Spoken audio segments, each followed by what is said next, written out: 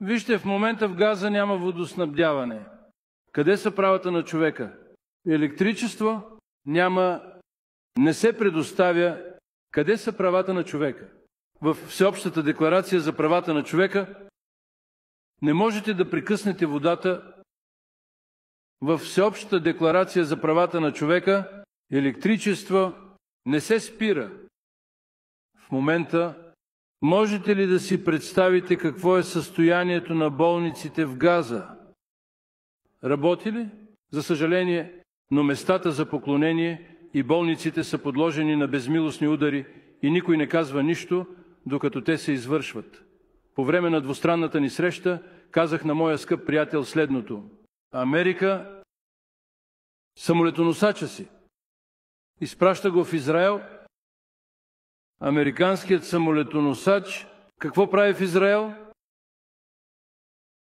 За какво отива там? И самолетоносачът, който дойде тук, с всичките си кораби, с техните самолети на самолетоносача, какво ще прави там?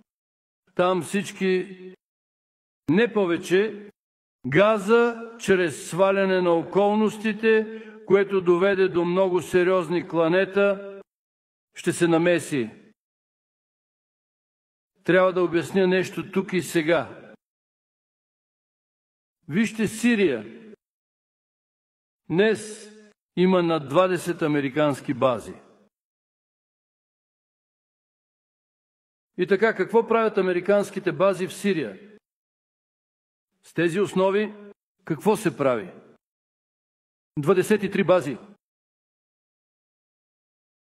Не трябва ли всичко това да бъде обсъдено? Но Турция няма да може да управлява дрон. За съжаление, Америка ни го сваля. Използвахме безпилотен летателен апарат. Докато САЩ го свалиха, тази Турция в момента е в НАТО. Америка в НАТО. Не е ли той нашия партньор? Той е с нас, нали? Как да обясним това? С какво оценяваме това? Партньор, която ни е удобно. За съжаление, в момента Америка обучава всички терористични организации, когато им е удобно.